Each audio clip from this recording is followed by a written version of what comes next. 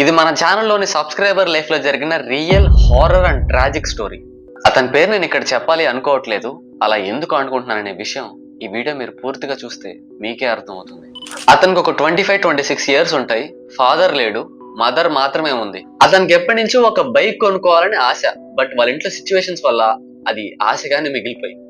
వాళ్ళ అమ్మ ఒక రోజువారీ కూలి చేసుకునే ఒక సాధారణమైన మహిళ. ఆమె సంపాదించే దాంట్లోనే వాళ్ళ కొడుకును చదివిస్తూ ఉండేది. వేరే వాళ్ళ దగ్గర ఒక 50,000 అప్పు చేయడంతో, వాళ్ళు త్వరగా కట్టండి అని ఫోర్స్ చేయడంతో ఆమె ఇంకొకరి దగ్గర 50,000 తీసుకొచ్చి అప్పు కట్టాలని డిసైడ్ అయింది. వాళ్ళమ్మ ఉదయాన్నే పనికి వెళుతూ, బీరువాలో డబ్బులున్నాయి, అప్పులు వస్తే ఇచ్చేసి, లేదా బీరువాకి తాళం వేసి నువ్వు కాలేజీకి వెళ్ళిపో అని చెప్పి తన పనికి వెళ్ళిపోతుంది.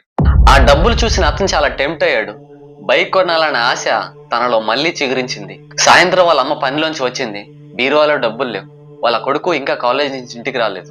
కొద్దిసేపటికే వాళ్ళ కొడుకు ఒక బైక్ లో ఇంటికి వచ్చాడు. ఆ బైక్ ని అతన్ని చూసిన తర్వాత వాళ్ళ అమ్మకి జరిగిన విషయం మొత్తం అర్థమైపోయింది. వాళ్ళ కొడుకుని చాలా చాలా తిట్టింది. ఆ టైంలో రాత్రి అన్నం కూడా తినకుండా అలానే పడుకుంది ఆ రోజు. అతని ఇదంతా మామూలే కదా, పొద్దున్నలోపు సర్దుకుంటుంది అనుకున్నాడు. బట్ వాళ్ళ అమ్మ పొద్దున్న నిద్రలేదు. రాత్రి నిద్రలోనే చనిపోయింది. రోజులు గడిచాయి. అతను చేసిన తప్పుని, వాళ్ళ అమ్మ చావుని రెండుటిని అతను మర్చిపోతున్న రోజులవి. ఒక రోజు రాత్రి వాళ్ళ ఫ్రెండ్ వాళ్ళ ఇంటికి బర్త్డే పార్టీకి వెళ్ళి అక్కడి నుంచి నైట్ వాళ్ళ ఇంటికి రిటర్న్ అవుతున్నాడు అతను. అలా వెళ్తున్న టైంలో బైక్ సడన్ గా ఒక శ్మశానం దగ్గర ఆగిపోయింది. ఆ శ్మశానంలోనే వాళ్ళ అమ్మని కూడా బోడ్చిపెట్టింది. ఎంత స్టార్ట్ చేద్దాం అనుకున్నా బైక్ స్టార్ట్ అవ్వట్లేదు. అప్పుడే దూరం నుంచి ఏదో ఏడుపులు తనకు వినిపించాయి.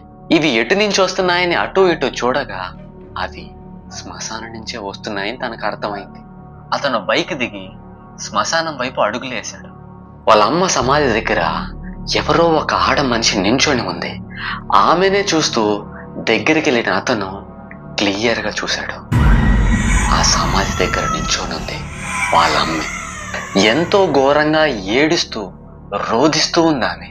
అప్పుడు అర్థమైంది తనకి తను ఎంత పెద్ద తప్పు చేశాడో అని. ఐ నో ఈ హారర్ స్టోరీ అంత హారిఫైయింగ్ గా ఉండకపోవచ్చు, బట్ ప్రతి వీడియో భయపెట్టడానికే కాదు, కొన్నిసారి బాధ అనిపించినప్పుడు కూడా ఏదో చెప్పాలనిపిస్తుంది. సో ఇలాంటి మరిన్ని హారర్ స్టోరీస్ కోసం ఈ వీడియోకి లైక్ చేసి మన ఛానల్ని సబ్స్క్రైబ్ చేసుకోండి.